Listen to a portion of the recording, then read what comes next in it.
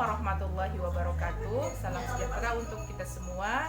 Kami mahasiswi Universitas Pancasakti semester 6 pada mata kuliah penelitian tindakan kelas dengan dosen pengampu Bapak Chandra Apriansyah MPD di Prodi PG PAUD. Baik teman-teman, untuk mempersingkat waktu, saya akan memperkenalkan teman-teman dari mahasiswi Universitas Pancasakti semester 6. Yang pertama di sini ada Ibu Ismawati, dan yang kedua ada Ibu Ita Rosita Nur.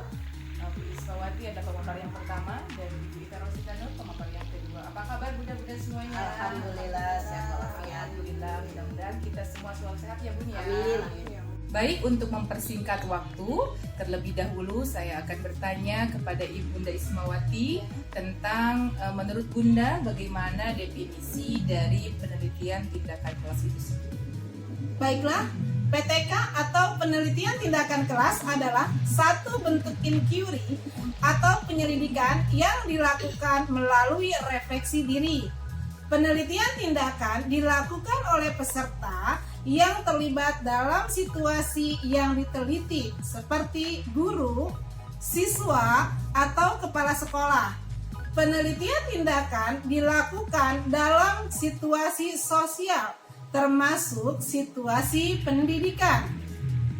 Selanjutnya saya akan bertanya kepada Bunda Ita.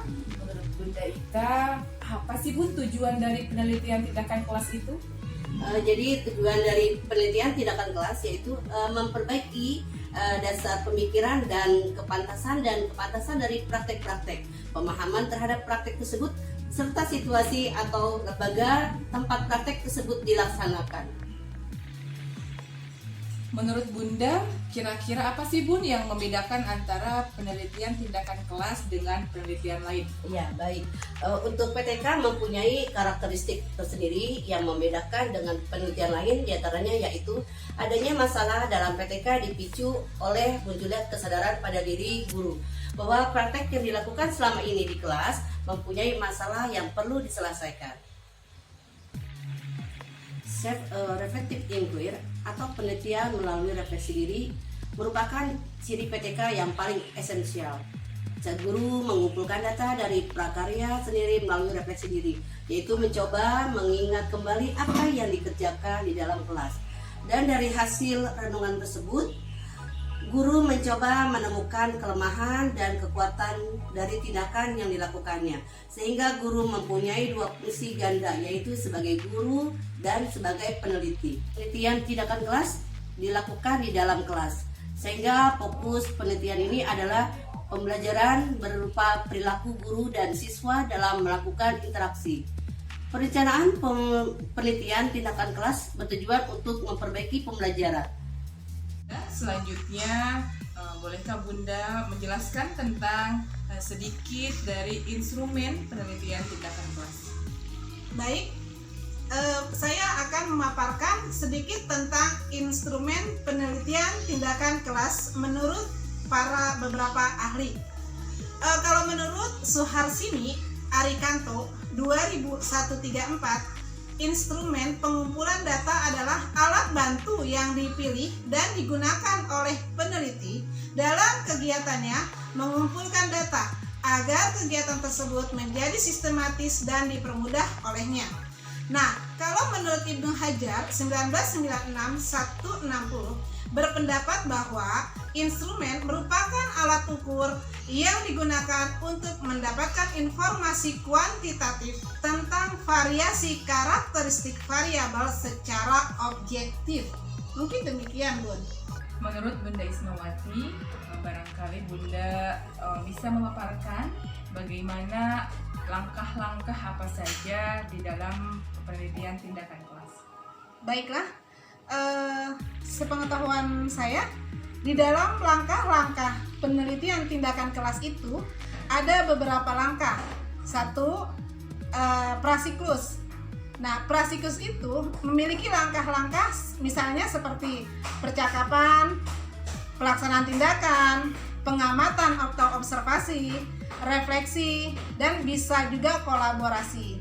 Setelah prasiklus kita laksanakan tidak menemukan hasil, kita akan melakukan siklus yang kedua. Nah, siklus kedua itu memiliki langkah-langkah tersebut sama dengan prasiklus. Perkataan Bunda tadi, saya tertarik dengan kata peneliti sebagai instrumen atau alat penelitian. Bisakah Bunda menyebutkan ciri-cirinya? Baiklah, yang dimaksud dengan peneliti sebagai alat penelitian itu adalah peneliti sebagai alat peka dan dapat bereaksi terhadap segala stimulus dari lingkungan yang harus diperkirakannya bermakna atau tidak bagi penelitian itu sendiri. Nah, peneliti juga sebagai alat yang dapat menyesuaikan diri terhadap semua aspek keadaan dan dapat mengumpulkan aneka ragam data sekaligus. Bisa juga dikatakan tiap situasi merupakan keseluruhan, artinya tidak ada suatu instrumen berupa tes atau angket yang dapat mengungkap keseluruhan situasi kecuali manusia itu sendiri. Bisa juga dikatakan suatu situasi yang melibatkan interaksi manusia tidak dapat dipahami dengan pengetahuan semata, dan untuk memahaminya kita perlu sering merasakannya, menyelaminya berdasarkan pengetahuan kita sendiri. Nanti maksudnya bagaimana ya Bu, kelebihan peneliti sebagai instrumen atau partisipan observer? Maksudnya peneliti dapat langsung melihat, merasakan, dan mengalami apa yang terjadi pada subjek yang ditelitinya. Dengan demikian, peneliti akan lambat laun memahami makna-makna apa saja yang tersembunyi di balik realita yang kasat mata. Ini adalah salah satu tujuan yang hendaknya dicapai melalui penelitian kualitatif. Peneliti akan mampu menentukan kapan penyimpanan data telah mencakupi, data telah jenuh, dan penelitian itu sendiri dihentikan. Dalam penelitian kualitatif, pengumpulan data tidak dibatasi oleh instrumen. Misalnya, kuesioner yang sengaja membatasi penelitian pada variabel-variabel tertentu saja. Peneliti dapat langsung melakukan pengumpulan data, menganalisanya, melakukan refleksi secara terus-menerus dan secara garda, membangun pemahaman yang tidak tuntas tentang sesuatu hal. Ingat, dalam penelitian kualitatif, peneliti itu memang mengkonstruksikan realitas yang tersembunyi di dalam masyarakat itu sendiri. Tadi Bu Wati sudah memaparkan tentang kelebihan dari instrumen penelitian PTK kelas. Nah, sekarang dari kelebihan itu kan pasti ada kekurangannya ya, Bun, ya tentunya. Nah, dari kekurangan ini bolehkah Bunda sharing nih kepada kita tentang kekurangan dari instrumen PTK? Baik, untuk kekurangan yang tadi kita tanyakan, yaitu tidak mudah menjaga objektivitas dan netralitas peneliti sebagai peneliti. Pengumpulan data dengan cara menggunakan peneliti sebagai instrumen utama ini sangat dipengaruhi oleh kemampuan peneliti dalam menulis, menganalisis, dan melaporkan hasil penelitian. Peneliti harus memiliki cukup kesabaran untuk mengikuti dan mencatat perubahan-perubahan yang terjadi pada subjek yang ditelitinya.